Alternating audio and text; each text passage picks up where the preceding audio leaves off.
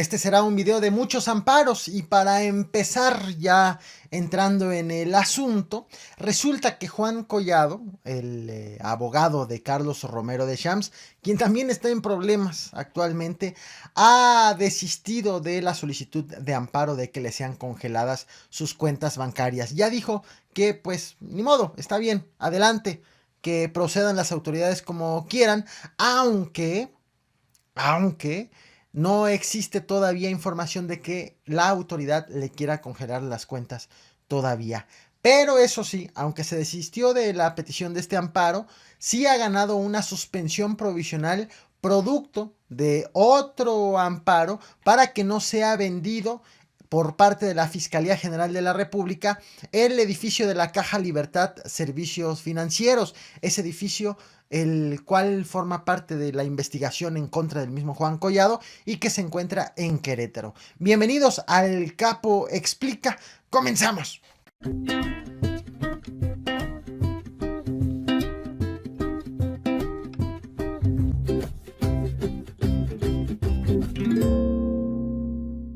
A Carlos Romero de Champs le dieron un amparo que no le va a servir para nada. Este 23 de julio nos enteramos que la Unidad de Inteligencia Financiera denunció al líder del sindicato de los petroleros por enriquecimiento ilícito y lavado de dinero. Sin embargo, para cuando los mexicanos nos enteramos, Carlos Romero de Champs ya había solicitado un amparo para evitar su detención. Voy a abordar este tema en tres partes. La primera sobre precisamente la investigación que hay en contra de Carlos Romero de Champs. La segunda sobre el amparo que ha solicitado y que finalmente ya le dieron, que frena o prohíbe la detención del líder petrolero. Y la tercera, veremos los alcances del amparo, es decir, ¿qué es este amparo? ¿Contra qué? ¿Y de qué sí lo protege y de qué no lo protege? Así que voy a comenzar con el tema precisamente de la denuncia. Esta investigación se dio a conocer este día, este 23 de julio, a través del diario Reforma, que asegura que la unidad de inteligencia financiera, esa que pertenece a la Secretaría de Hacienda, la que está encabezada por Santiago Nieto, bueno, realizó una serie de investigaciones y decidió denunciar ante la Fiscalía General de la República a Carlos Romero de Champs, a su esposa Blanca Rosa Durán, a sus hijos Paulina, Alejandro y Juan Carlos Romero Durán, a la esposa de Juan Carlos, es decir, a la nuera de Romero, de Carlos Romero, a María Fernanda Osejo, así como a la sobrina de Carlos Romero de Champs, Ana Luisa Aguinaco Romero, quien es hijastra de la hermana del dirigente sindical. Son estas las 7 personas denunciadas, el líder sindical con 7 familiares, por la Unidad de Inteligencia Financiera ante la Fiscalía General de la República. Los delitos por enriquecimiento ilícito y por lavado de dinero. De acuerdo con la instancia que preside Santiago Nieto, detectaron operaciones bancarias que no tienen justificación del origen del dinero, pero tampoco del destino del mismo. Hasta ahí está el tema de la investigación. Resulta que Carlos Romero de Champs ha tramitado un amparo. Solicitó un amparo desde el 11 de julio, de acuerdo con listados oficiales. Esto quiere decir que Carlos Romero de Champs, desde hace más de 10 días, ya sabía o presentía y tenía indicios de que existía una investigación en su contra que podía llevarlo a prisión. Por tal motivo solicitó este amparo el 11 de julio para que le sea suspendida cualquier orden de aprehensión o de presentación para que vaya a declarar ante alguna autoridad en que haya sido girada en las últimas horas.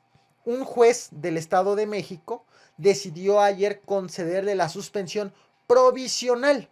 Para que esta suspensión provisional se convierta en suspensión definitiva, debían pasar una serie de cosas, entre ellas pagar una garantía de 20,000 pesos. Se la dejaron barata a Carlos Romero de Champs. Finalmente llegó precisamente la revisión para ver de si esta suspensión provisional se se convertía en suspensión definitiva, y eso ocurrió precisamente hoy 23 de julio. El mismo juez decidió hacer definitiva esa suspensión de la orden de aprehensión o de presentación. Sin embargo, hay algo que tenemos que tener muy claro. Los amparos que frenan las órdenes de aprehensión o de presentación no tienen vigencia sobre aquellos delitos que implican la prisión preventiva de oficio. Esto significa una prisión preventiva de oficio son aquella detención que se hace por delitos que son considerados graves. Es decir, si acusan a alguien de un delito grave, ni con amparos ni con nada se frena la detención. De tal forma que hasta el año pasado, el enriquecimiento ilícito, el lavado de dinero, la corrupción, no eran considerados delitos graves. Por tal motivo, existía en México manga ancha precisamente para cometer este tipo de ilícitos, y quedaban fuera los políticos, quedaban fuera de prisión. Pero resulta que esto cambió en diciembre del 2018 con la llegada de la nueva legislatura, que es de mayoría morenista. En diciembre del 2018, el Senado decidió ampliar, a petición del presidente Andrés Manuel López Obrador, el catálogo de delitos que son considerados como graves. Ya no nada más quedan delitos como por ejemplo el homicidio, que desde hace tiempo sí amerita prisión preventiva de oficio, o como ciertas violaciones como a menores de edad, por ejemplo. Voy a leer precisamente el documento que emitió el Senado, una parte del documento, en diciembre del 2018, en donde informa de la ampliación de este catálogo de delitos. Leo el título que dice: amplían catálogo de delitos para solicitar prisión preventiva oficiosa. Me voy al tercer párrafo, que dice de la siguiente manera: previo a la discusión y a propuesta de las comisiones dictaminadoras, puntos constitucionales y estudio legislativo segunda, el Pleno aprobó incorporar la corrupción, tratándose de delitos de enriquecimiento ilícito y ejercicio abusivo de funciones, delitos en materia de hidrocarburos, petrolíferos o petroquímicos, así como los delitos graves que determine la ley en contra de la seguridad de la nación, el libre desarrollo de la personalidad o de la salud. Esto significa que, con base en la ampliación de delitos para ser considerados delitos graves, el enriquecimiento ilícito por el cual fue denunciado Carlos Romero de Champs por la Unidad de Inteligencia Financiera ante la Fiscalía General de la República, es considerado un delito grave, y el amparo que le dieron, aún siendo definitivo, el amparo que le dieron a Carlos Romero de Champs no lo libra de una posible orden de aprehensión en caso de que ésta exista. Hay que destacar también otra cosa. Un amparo se da bajo ciertas circunstancias. De entrada, el acusado puede pedir un amparo, pero tiene que decir quién lo está investigando, quién lo quiere detener. Si el acusado no sabe quién lo quiere detener, entonces no hay por qué ampararlo, porque pues en realidad puede que no lo estén persiguiendo. O si el acusado dice: es que la fiscalía me quiere detener, la obligación del juez es asegurarse de que la fiscalía ha solicitado una orden de aprehensión. Si la fiscalía no ha solicitado orden de aprehensión, entonces el juez no le da el amparo al acusado, porque no hay que protegerlo de una medida inexistente, de una orden de aprehensión inexistente. De tal forma que, en resumidas cuentas, si no hay una orden de aprehensión, no se le da el amparo. Si hay una orden, sí se le ampara. Y si la autoridad no responde, si el juez le pregunta a la fiscalía: ¿hay una orden, ha solicitado una orden de aprehensión en su contra? Y si la autoridad no responde, entonces el juez sí ampara al acusado en este caso. ¿Qué ocurre en el caso de este amparo, amparo que terminó en la suspensión definitiva de la orden de aprehensión? Resulta que el juez del Estado de México, que le dio este amparo, no detalló si la fiscalía respondió si hay una orden de aprehensión. Por lo tanto, existe la posibilidad de que no haya ninguna orden de aprehensión en contra de Carlos Romero de Champs y que el juez le dio esta suspensión a una posible futura orden de aprehensión por el simple hecho de que la fiscalía no respondió. De esto ya ocurrió con Carlos Romero de Champs precisamente en enero, a finales de enero. Te traje este video, te recomiendo que lo veas, porque platicamos cómo Carlos Romero de Champs dijo que habían llegado a las oficinas de su abogado unos agentes que no sabía bien de qué departamento, de qué instancia venían, y temía, Carlos Romero de Champs, por muy feo que se escuche, temía que fuera detenido por alguna autoridad. De tal forma que él pidió este amparo. El juez le dijo, ¿qué autoridad es la que te quiere detener? Entonces Romero de Champs respondió, no lo sé, puede ser la Sedena, la Fiscalía, puede ser quien sea. El juez estuvo a punto de negarle el amparo, de no ser que cuando le preguntó a la Fiscalía, Alejandro Hertz Manero no respondió. Por lo tanto, ya había obtenido Carlos Romero de Champs anteriormente un amparo en contra de una orden de aprehensión o de presentación. Aún así, si conserva el amparo de aquella ocasión y sumado al amparo que tiene actualmente, no sirve de nada si el delito por el que se le acusa es considerado como grave, el cual sí lo es, que se trata de enriquecimiento ilícito. ¿Qué dijo Andrés Manuel López Obrador, el presidente, en la conferencia matutina de este 23 de julio? Veamos. Acerca de la denuncia no tengo información, pero es un poco lo que pasó ayer. Tengo dada la instrucción de que todo lo que implique o que pueda implicar un delito se denuncie, sea quien sea. Acabo de tener una reunión, bueno, ayer, con Santiago Nieto. Aunque pareciera que no dijo mucho el presidente, prácticamente dijo que no tiene información sobre el tema, pero que se ha reunido con Santiago Nieto y aún así desconoce las investigaciones sobre Carlos Romero de Champs, en realidad no sorprende. Santiago Nieto, el titular de la Unidad de Inteligencia Financiera, ya había informado anteriormente que no le estaba reportando todo el tiempo lo que estaba trabajando al presidente Andrés Manuel López Obrador. Aseguró que al inicio de la administración sí le pedía reuniones, sobre todo para informarle que estaba investigando a peces gordos de la política de administraciones pasadas. Hasta que llegó un momento en donde el presidente le dijo, ya no es necesario que ni que me reportes, ni que me comentes siquiera. Tú haz tu trabajo y ya en su momento, si yo necesito enterarme, entonces te estaré buscando.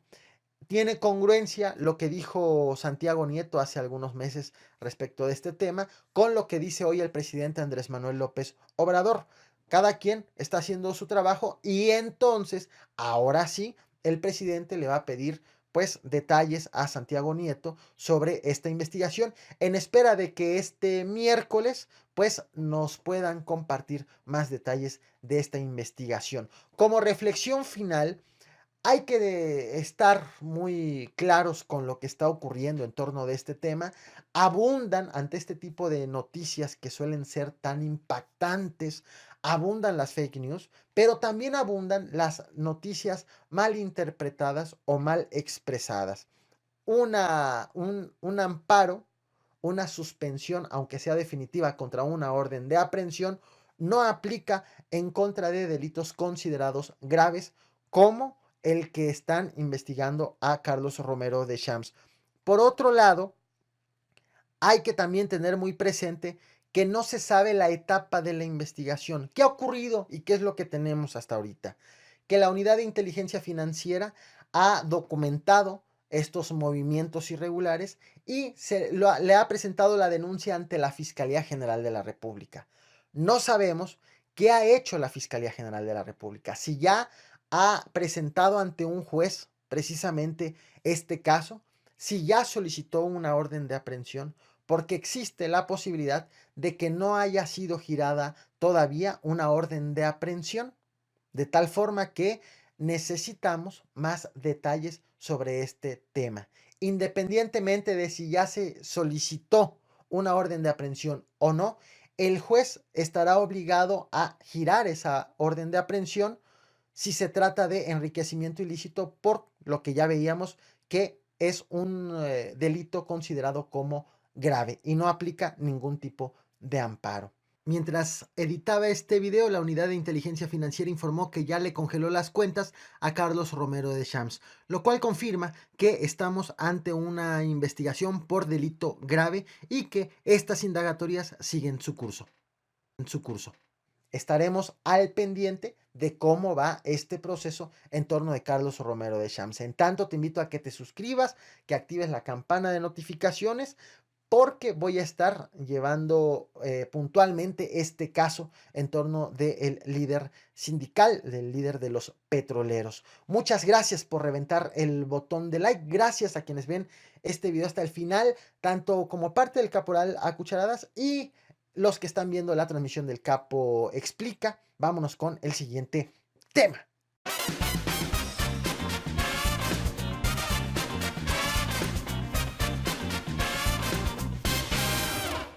El Congreso de Baja California informó que 6 de los 12 diputados del PAN renunciaron a la bancada del partido. Estos legisladores pues estaban también en proceso de expulsión del partido a nivel nacional por haber apoyado el aumento del mandato a Jaime Bonilla en la gubernatura. Ahora la pregunta es, ¿a qué grupo parlamentario se van a unir?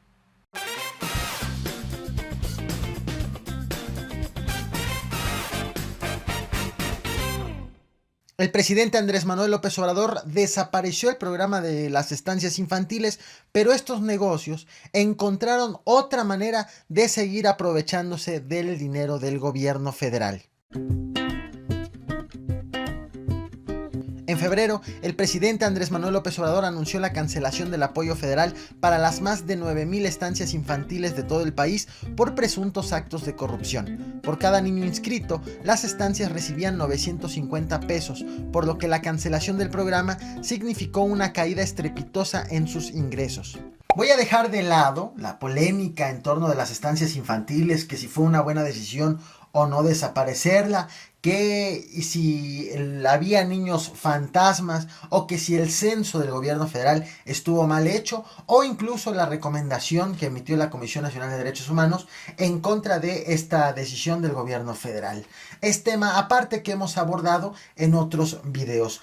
Voy a entrar precisamente con el tema de los programas y de una manera de cómo los dueños de las estancias infantiles le están dando la vuelta a la desaparición precisamente de este apoyo que existía.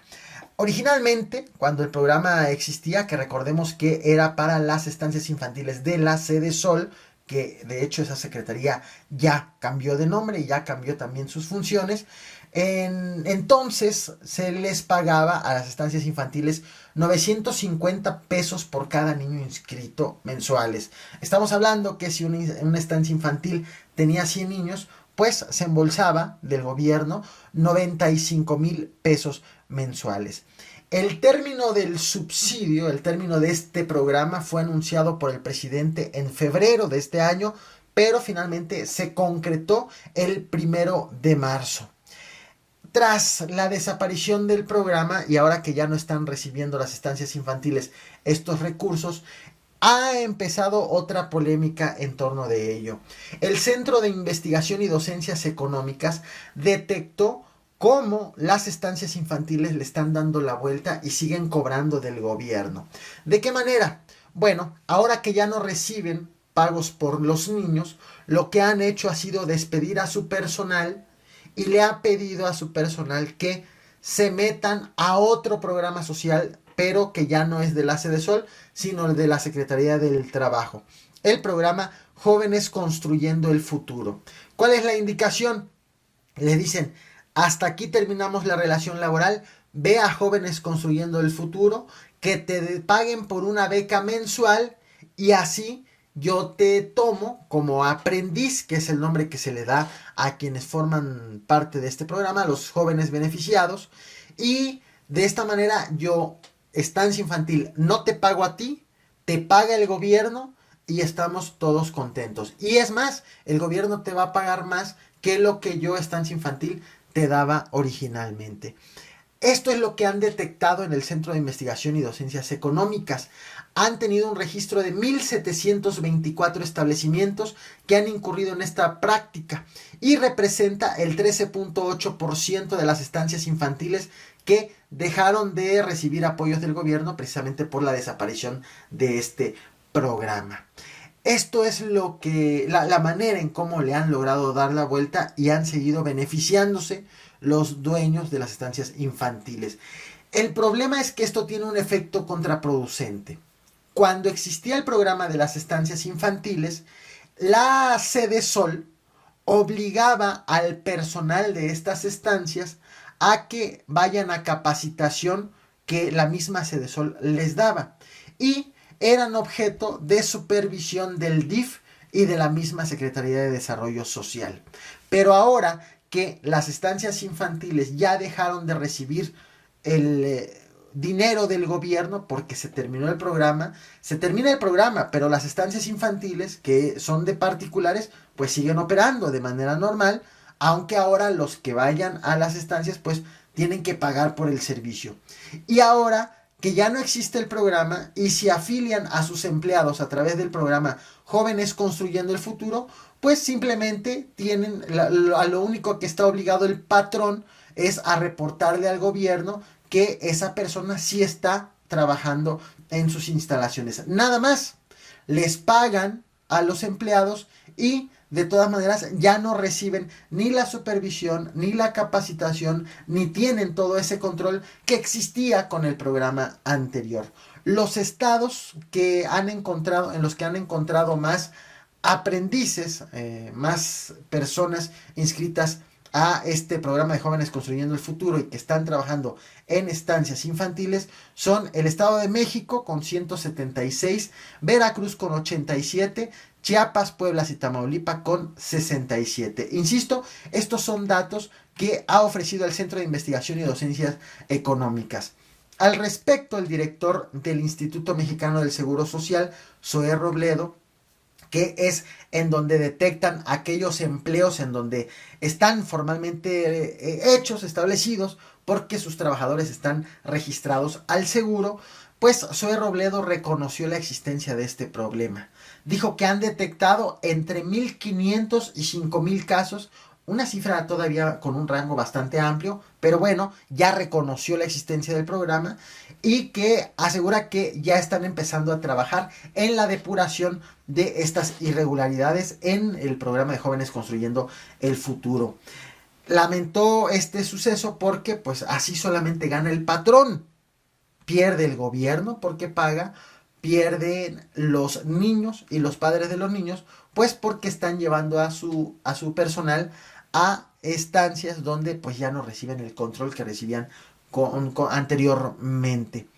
Esto es lo que han estado detectando y aseguró que ya han estado implementando sanciones. Como reflexión final, destaco lo lamentable de la actitud de las personas, de los dueños de estas estancias infantiles, porque pues lo único que quieren es ganar más, pero pagar menos, a costa del gobierno, a costa de todos los mexicanos, a costa de que los niños que reciban en esas estancias infantiles, pues reciban un servicio de mala calidad. Gana solamente el patrón y perdemos absolutamente todos. ¿Qué opinan sobre esta situación? Pues en espera de que quede totalmente depurada esa lista de Jóvenes Construyendo el Futuro para que lo aprovechen quienes en verdad lo necesiten y no los patrones que no quieren pagarle a sus empleados. Leo tus comentarios, muchas gracias por ver este video hasta el final. A quienes están viendo el Caporal a Cucharadas, gracias por reventar el botón de like. Y quienes están viendo la transmisión completa, vámonos con el siguiente tema.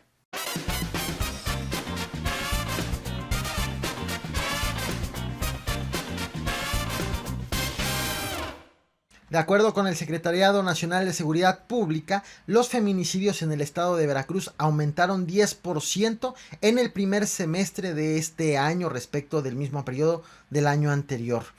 El problema, además de los feminicidios, es que el gobernador morenista, Cuitláhuac García, ha acusado a su fiscal Jorge Winkler, que fue heredado por el panista Miguel Ángel Yunes Linares, de estar saboteándole la gubernatura por registrar todos los homicidios en contra de mujeres como feminicidios.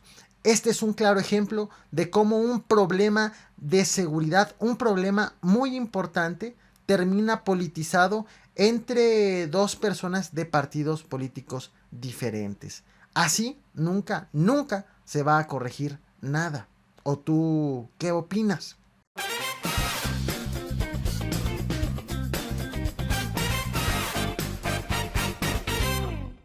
En el PRI existe el temor de que se cometa un fraude en su propia casa.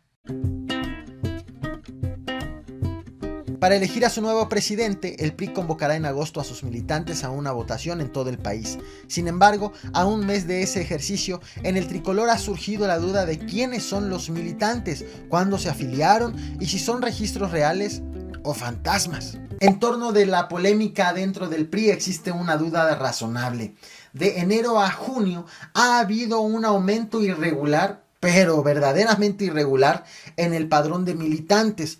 De acuerdo con reportes del Instituto Nacional Electoral, en enero había 6.364.615 priistas y en junio ya había 7.203.191 priistas, un aumento de 656.697 militantes.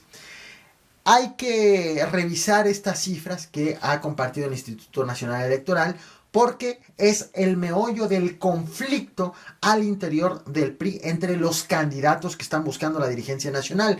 Los candidatos son Alejandro Moreno, quien es considerado el favorito de Enrique Peña Nieto, por el cual también todos los gobernadores están operando para que gane la elección interna. Está Ivonne Ortega, quien lleva bastantes años queriendo dirigir el partido e incluso en algún momento quiso contender por la presidencia de la República en el 2018. Y está Lorena Piñón, una veracruzana que estuvo a punto de ser echada del PRI por haber participado hace algunos años en una elección por el PAN.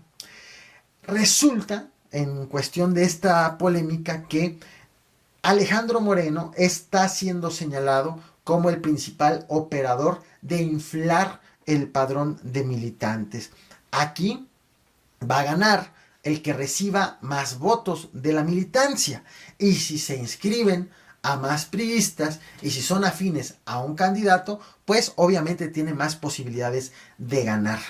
Alejandro Moreno, alias Alito, va con una compañera de fórmula propuesta para ser secretaria general del partido, que es Carolina Villano. Ella es esposa de Rubén Moreira. Rubén Moreira, exgobernador de Coahuila, hermano de Humberto Moreira. Bueno, vamos con la lista de las inconsistencias en los números o con las rarezas y el aumento del padrón de los militantes. En Coahuila, precisamente, de donde es Carolina Villano y su esposo, que es una entidad controlada no nada más por Rubén Moreira ni por Humberto Moreira, sino también por el hermano Álvaro Moreira. Entre enero y junio, el PRI ha registrado un aumento, reportó al INE un aumento de militantes del 270%. El 23 de enero había en Coahuila 88.170 militantes y el 11 de junio 326.683 militantes. La segunda entidad con más incremento de priistas es la Ciudad de México, con el 23 de junio 65.543 y el 11 de junio con 106.427 priistas. El aumento es del 62%. De allí le sigue Campeche, la entidad que fue gobernador precisamente Alejandro Moreno, de la cual ya tuvo que pedir, para ese cargo tuvo que pedir licencia para buscar la dirigencia nacional del PRI.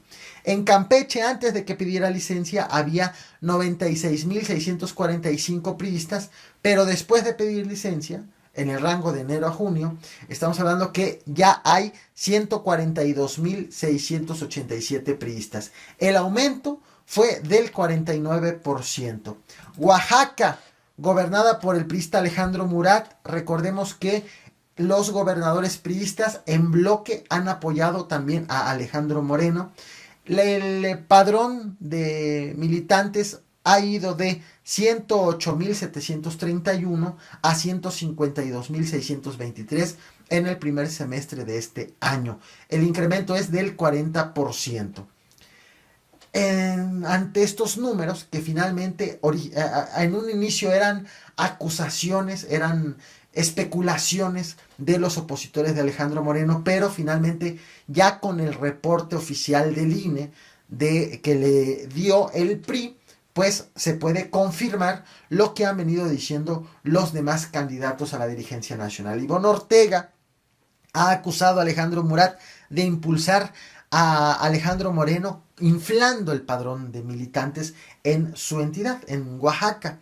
Es más, José Narro, recuerdan, el ex rector de la UNAM, el ex secretario de salud de Enrique Peña Nieto, el ex precandidato a la dirigencia nacional del PRI, que renunció el pasado 19 de junio a la militancia, no nada más renunció a su aspiración de dirigir el partido, sino renunció a la militancia, acusando irregularidades y que estaban los dados cargados en favor de Alejandro Moreno. Bueno, cuando renunció, José Narro advirtió que el fraude en el PRI estaba precisamente en el padrón de militantes. Veámoslo. Se trata de una farsa que antes de iniciar ya tiene resultado.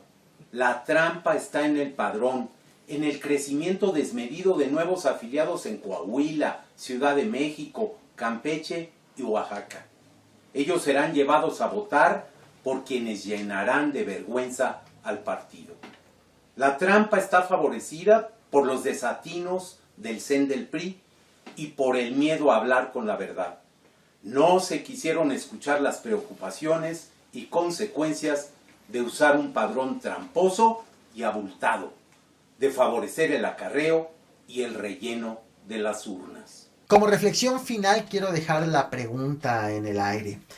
Ahora resulta que de enero a junio hay más personas priistas, hay más mexicanos encantados con el PRI, hay más mexicanos que han considerado que el tricolor es el partido que da la oportunidad. Yo les pregunto a quienes están viendo ustedes, ¿de enero a junio ha cambiado su perspectiva sobre el PRI? ¿Creen posible que se esté despertando el interés de los mexicanos, de los ciudadanos, para afiliarse a este partido? ¿O será mera estrategia, mero intento o mero producto de un fraude orquestado dentro del PRI para los demás priistas? Bueno, dejo la pregunta en el aire, leo tus comentarios. Muchas gracias por ver este video hasta el final. Gracias por reventar el botón de like a todos los que están viendo tanto el Caporal a Cucharadas como esta transmisión de El Capo Explica. Gracias y a reventar el botón de like.